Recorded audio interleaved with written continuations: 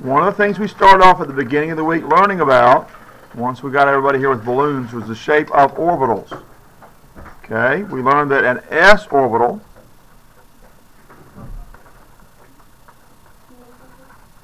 has a spherical shape.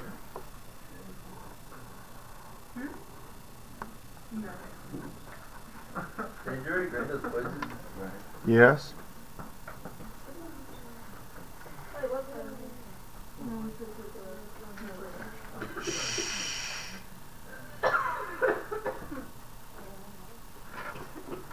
So the 1s orbital would be a smaller sphere, and a 2s orbital would be a larger sphere around that. Oh. One ball inside the other. A 1s orbital would be a smaller sphere, and there's the nucleus down in the center down in here. The 2s orbital will be around that. The 3s orbital will be around that. Okay? All right. Then we learned about p orbitals.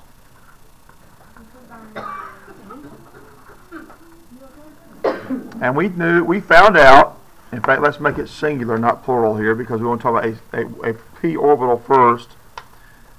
A p orbital has two parts, and we made models of what that shape, that space within the atom's electron cloud looks like by blowing up balloons and tying them together.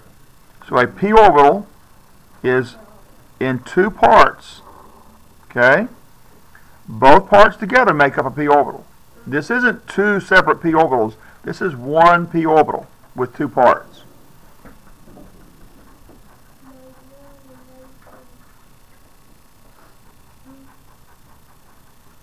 Alright, so this whole p orbital has two nodes, and this is node 1 and this is node 2.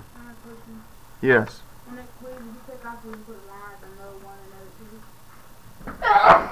I don't recall what the quiz asked you to do. If it didn't ask you to do it, then no, I wouldn't take off points. Okay. We learned about how to put the p orbitals together in the same sublevel. So once you get to the second sublevel, you've got 3 p orbitals.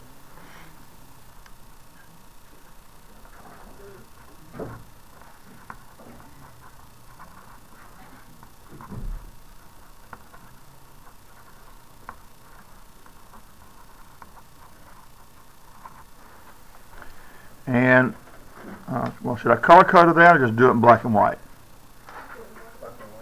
All right, black and white it is.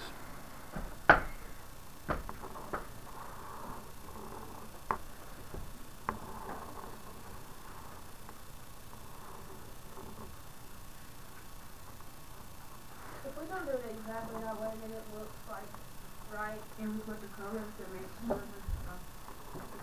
You don't have to be a perfect artist or anything like that. I know I'm talking about. Huh? Yeah, I haven't gotten there yet. I'm not trying to answer the question. I'm talking about to show you, like, you read the first two, like, Yeah, all I want to do is a reasonable representation of the 3 p orbitals in three-dimensional space. You don't have to be an artist here. And so you guys are right. The one from the back here I hadn't yet put in. Okay? All right.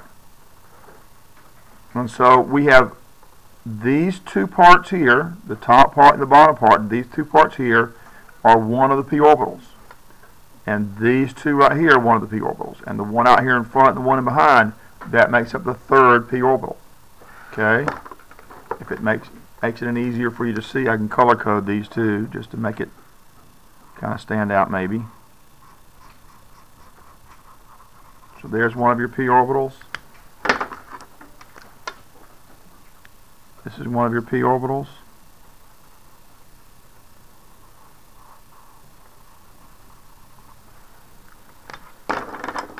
And this is one of your p orbitals here.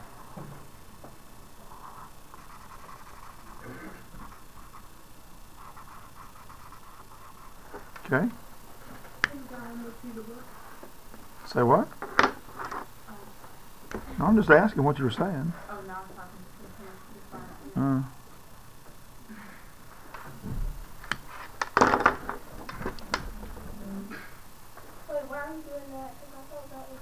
I'm just kind of showing it's back in the background's all.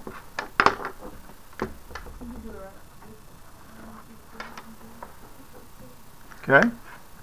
Now, then we also looked at how the s orbital fits into all of this. Okay? So if we had 3 p orbitals and an s orbital together,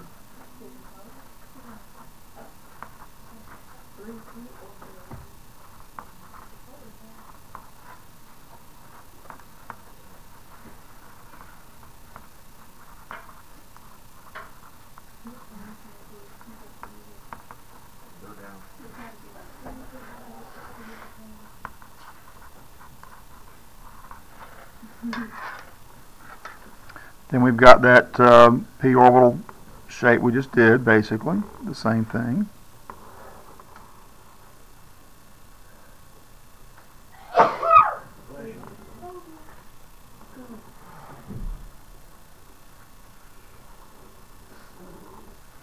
And then you got the s orbital that surrounds the whole thing.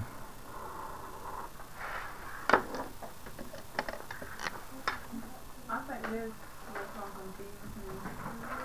Because I've been thinking maybe saying the same question, but I really aren't. But I get it.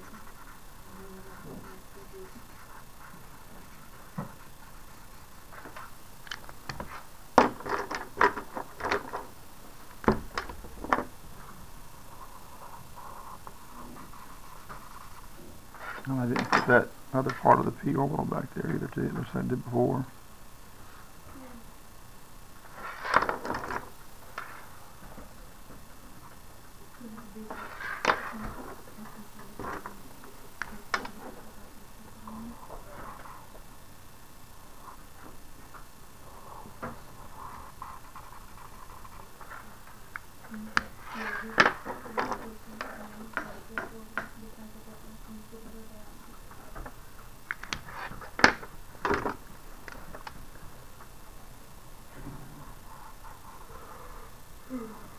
So that's 3 p orbitals and an s orbital in the same primary energy level.